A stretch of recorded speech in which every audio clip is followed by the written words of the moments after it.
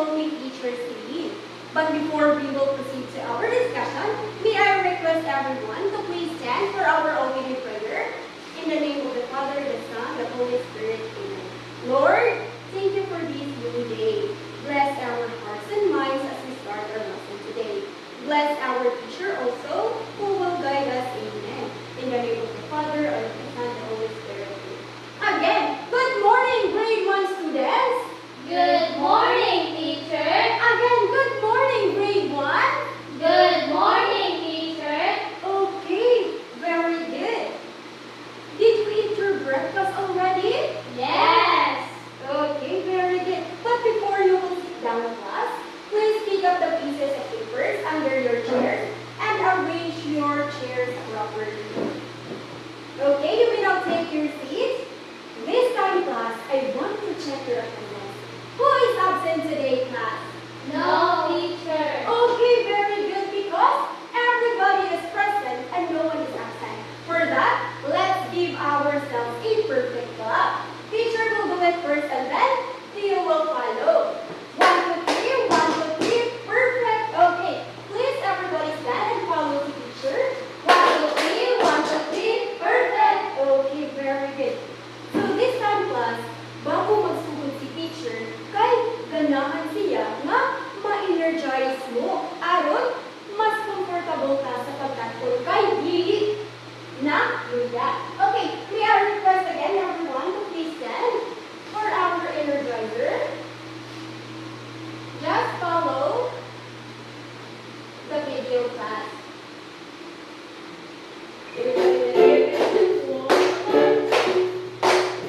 Everybody dance.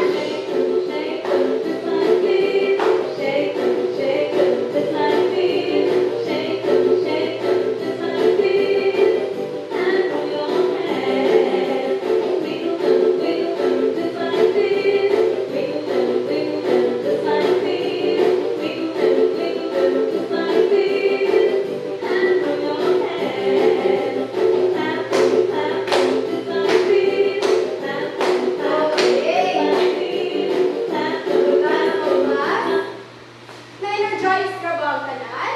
Yes. Okay, very good. Did not last time I give you an assignment, class? Yes. Okay, please pass it forward without standing and any noise. Okay, very good. Thank you, children. So this time, class, before we will proceed to our discussion, let's have a short recap first.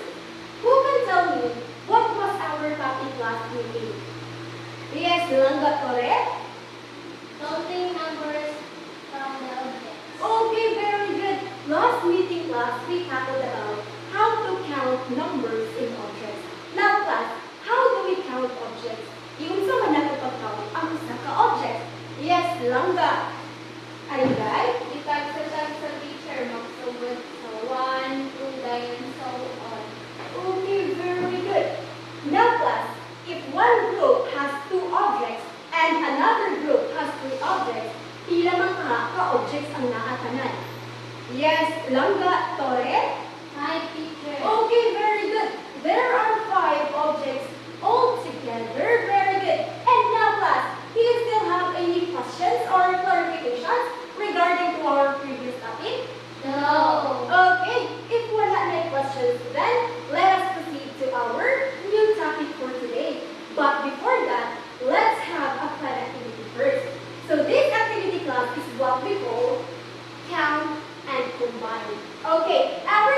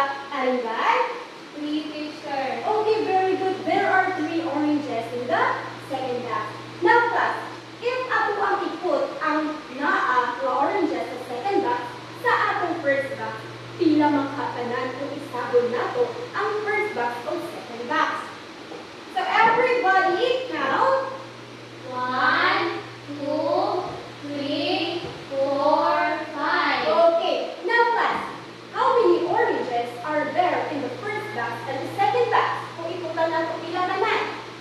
Langga, Tore? 5. Okay, very good. There are 5 oranges all together in the first and the second batch. Now, class, how did you figure out the answer? Yung sa man ninyo pag-figure out ang isa ka answer. Langga, Alingay?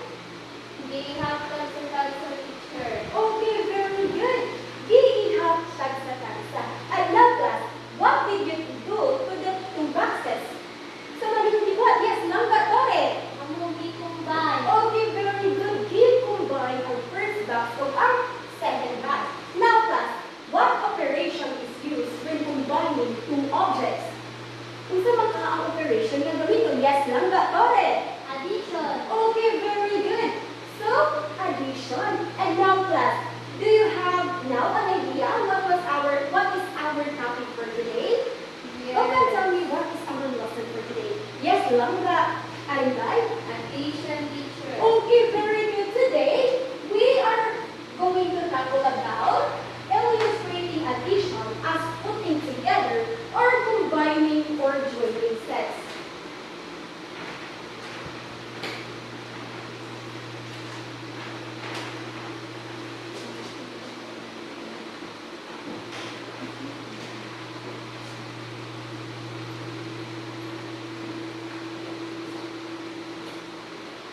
Okay, everybody? Please. Illustrating addition as putting together or combining or joining sets. Okay, today class, we are going to tackle about illustrating addition as putting together or combining or joining sets. And now class, before we will start our discussion, please read our objectives first. So at the end of the lesson, the students should be able to please read group 1 all together. Identify addition as putting together or Please stand up. combining sets of objects. Okay, how about the group 2? Please read the second objective. Combine 2 or more groups of objects and count all items to find the total. Okay, very good. How about the first group? Please read. Show purpleness and honesty when counting numbers. Okay, very good. Please read all together. Demonstrate sharing, cooperation, and respect while working with classmates. Okay, again class, we are going to tackle about illustrating addition as putting together or combining or joining sets. So this time, kung saan ay addition class? What is addition? Okay, everybody read. It's the process of finding the total or sum by combining 2 or more numbers. Okay, very good.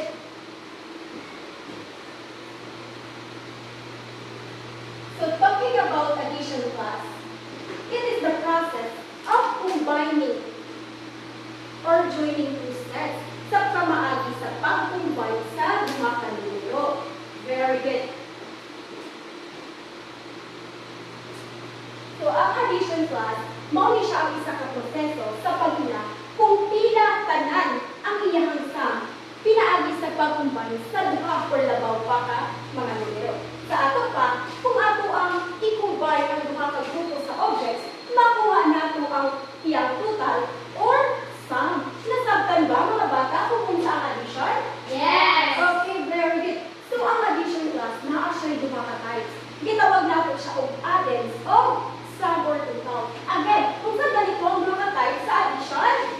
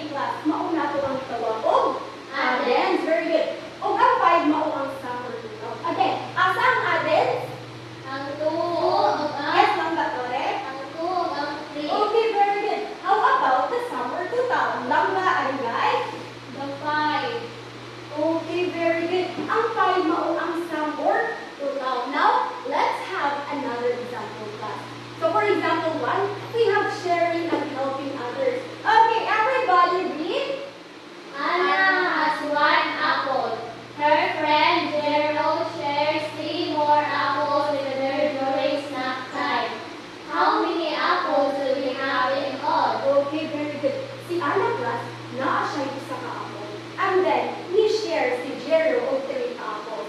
Pila man ka apples ang naa tanan. Okay? So get the total. Kay ako siyang iha. Okay, everybody count. 1, 2, 3, 4. Okay, again, how many apples are there in all? 4. Yes, very good. There are 4 apples are all together. Very good. So, asa man ka ang addings dito? Langga, correct? 1, 2, 3. Okay, very good. Ang total? Langga, right? Very good, 4. So, unsa may makuha na to class? Kung mo share ka, kung mo help sa uban. Okay, please everybody read. When we share foods with others, we show kindness and generosity.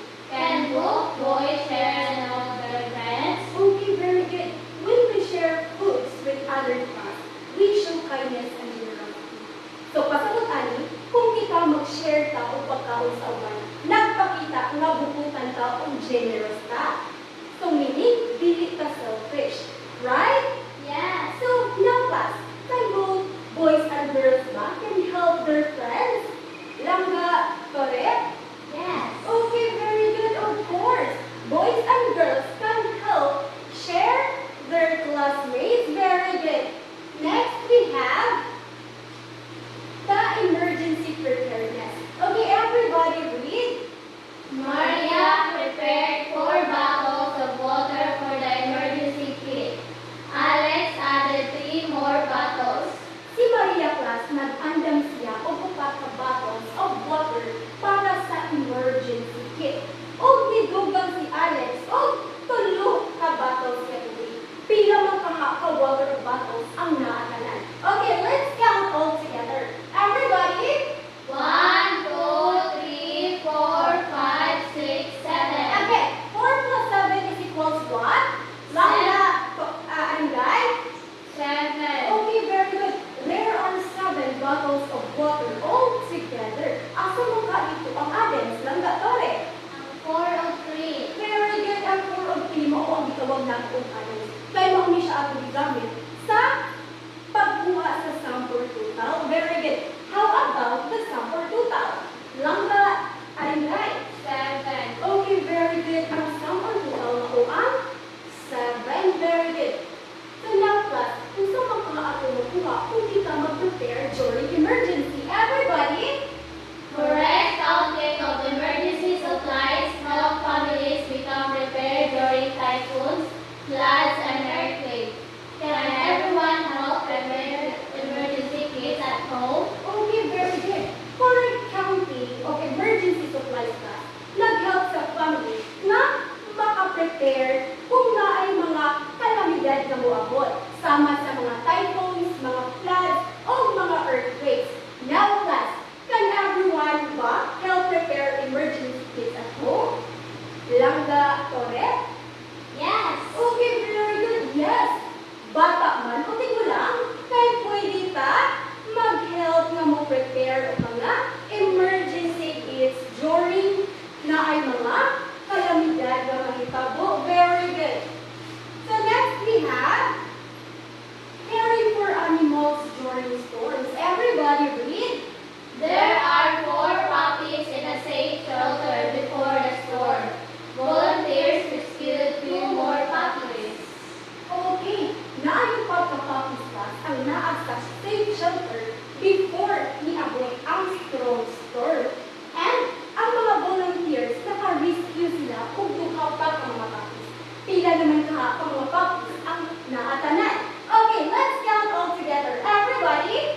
1, 2, 3, 4, 5, 6. Again, pila ka puppies ang naatanan? Langga, arigay? 6. Okay, very good. There are 6 puppies all together. Nagpag-asa dito ang aden.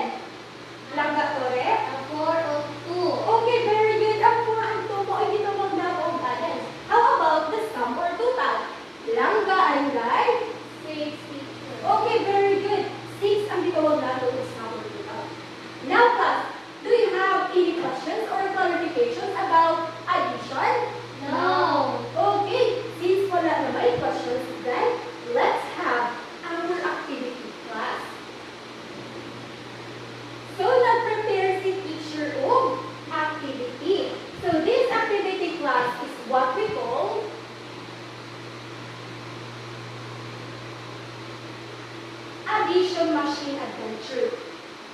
So everybody say, Addition machine adventure. okay. So this time class, I will divide the class into two groups. This is the first group and the second group. So, but before you will go to your group, please maminaw sa instructions. As you can see class, na ang addition machine si teacher diri o popsicle stick. All you have to do, just like for example, we have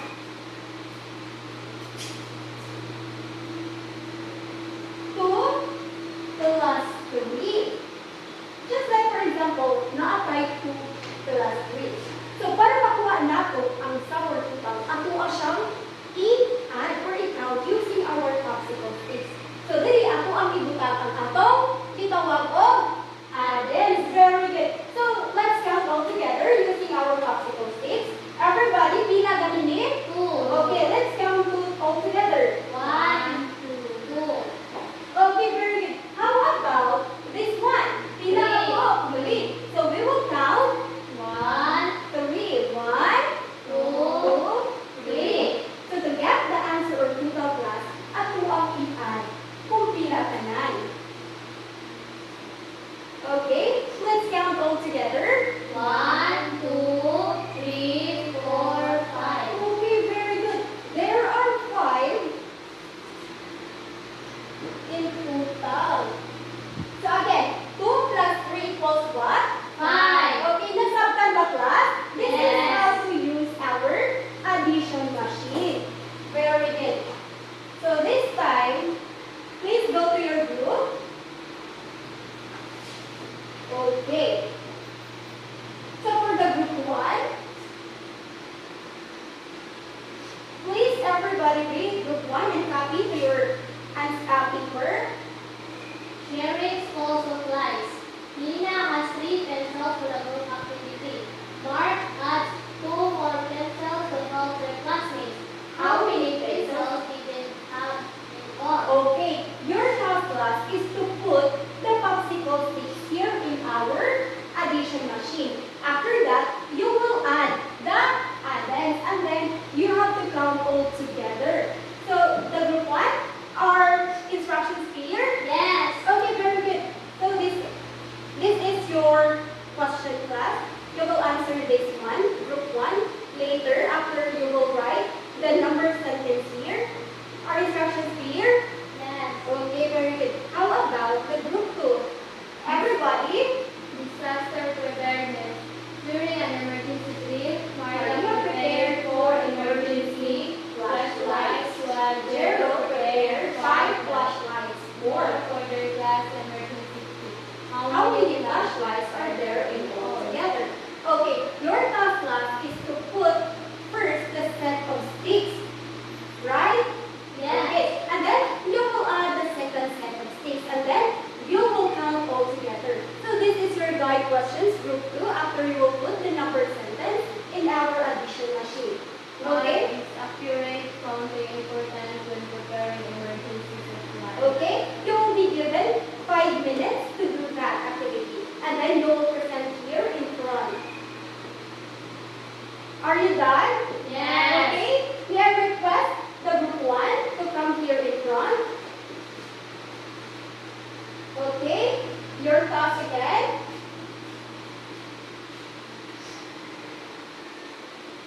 Okay?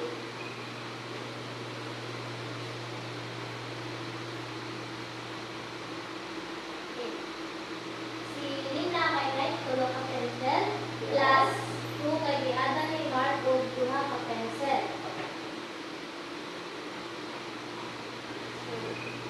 1, 2, 3 plus 1, 2. Very good.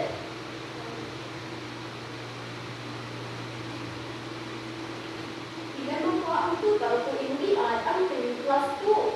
1, 2, 3, 4, 5. Okay, very good. 5 ka pencil tanan. Okay, very good. Let's give 5 plus to group 1. Okay, everybody. But before that, this is how you will be graded. Thank you, Group 1. For accuracy, we have 5 points. The correct use of addition machine, 5 points. Understanding of addition concept, 5 points. And the participation, 5 points. So, we had call on the Group 2 to present their work.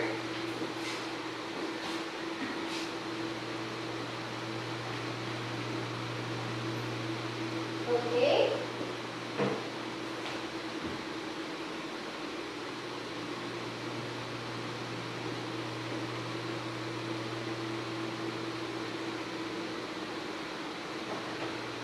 Okay.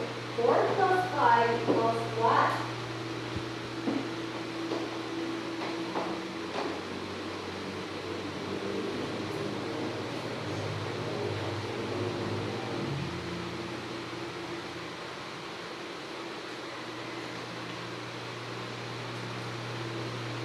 One, two, three, four, five, six, seven, eight, nine.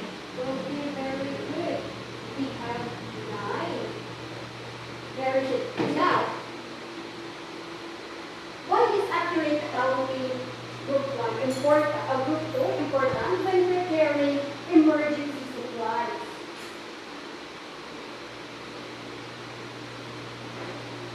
Para madala bitaw nimo kung sila gid ang sakto nga amount or kinahanglan nimo in time sa emergency. Okay, very good. Since everyone is participating, since correct ang inyong mga answer, then I will give you the overall score, which is 20 points. Very good. So, but before that, let's give ourselves a aray mo pagka-clap. So, do you know how to do it? No. Okay, teacher will do it first and then you will follow, okay? Yes. 1, 2, 3, pak, pak, aray mo, pak, pak. Okay, let's do it all together but this time with energy. 1, 2, 3, pak, pak, aray mo, pak, pak. Very good.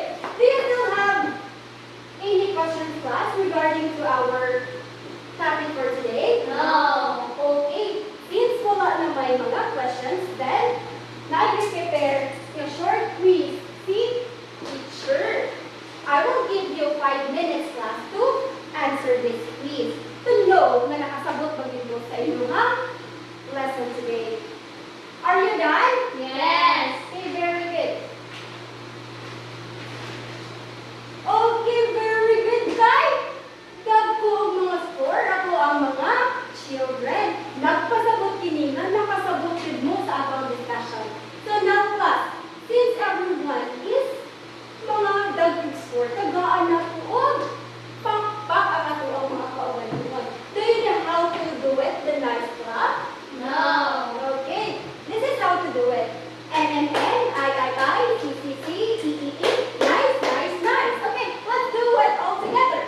N, I, C, C, C, E, E, E. Nice, nice, nice. Okay. But before we will end our discussion class, please get your assignment notebook and copy this one.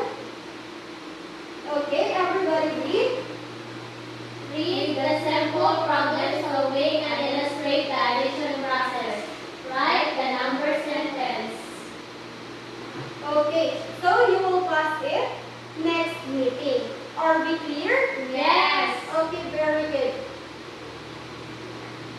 But before we will end our discussion class, let's have a short recap first. Again, what did we learn today? Yes, Langga Tore. About addition, teacher. Okay, very good. We learned about addition. Again, what is addition, Mani? Yes, Langga, and right? Putting or combining things together. Okay, very good. Talking about addition, class, it is the process of combining the two numbers to find the total. Very good. Now, class, why is addition important in real life situations? Ganang importante man ang addition sa atong real life situations. Yes, Langga Tore. Sa atong pag-prepare natin sa mga emergency mga supplies, teacher. Okay, very good.